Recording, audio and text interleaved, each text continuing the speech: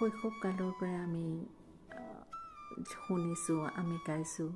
এইখন দেশ শংকৰ আজানৰ দেশ, ভূপেন দাইও গাইছিল। গতিকে আৰু বিখ্যাত সাহিত্যিকসকলে লিখা সেই গীতটো আমি বহুত পৰিৱেশন কৰিছিলোঁ।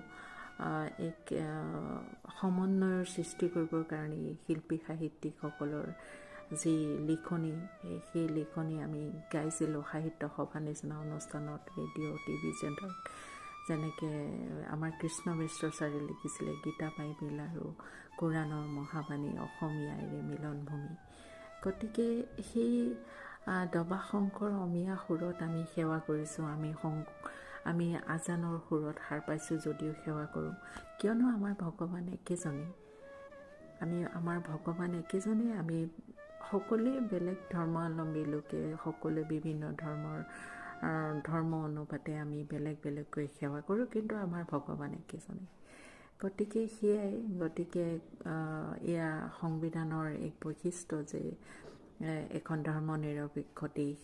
গতিকে কোনোবা যদি অসাংবিধানিকভাৱে আমাৰ দেশত বসবাস কৰিছে, তেওঁ বিদেশী, তেতিয়াহ'লে তেওঁক বহিষ্কাৰ কৰক।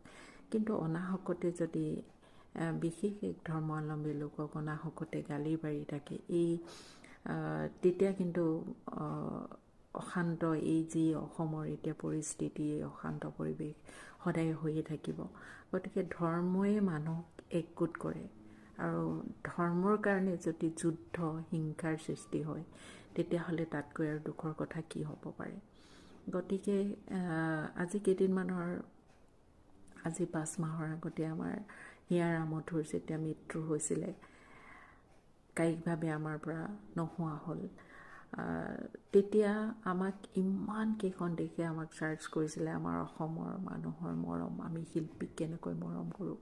এতিয়া কালি এক পদবীত থকা আপোনালোকে দেশখন শাসন কৰি আছে, আপোনালোকে সকলো সৰ্বা।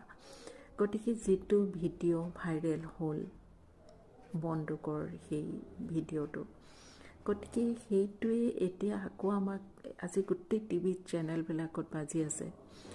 এইবোৰ কিমান দূৰ সত্য কিমান অসত্য সেইবোৰ, কিন্তু ইমান এক শাসনৰ গাদীত থকা আপোনালোকৰ পেজৰ পৰা কেনেকৈ এয়া ভুল হ'ব পাৰে। আমাৰ নিচিনা লালি লোপা মানুহৰ পেজৰ পৰা ভুল হৈছে, সেইটো দেখিবলৈ ভাল, কিন্তু সেয়াই কথা।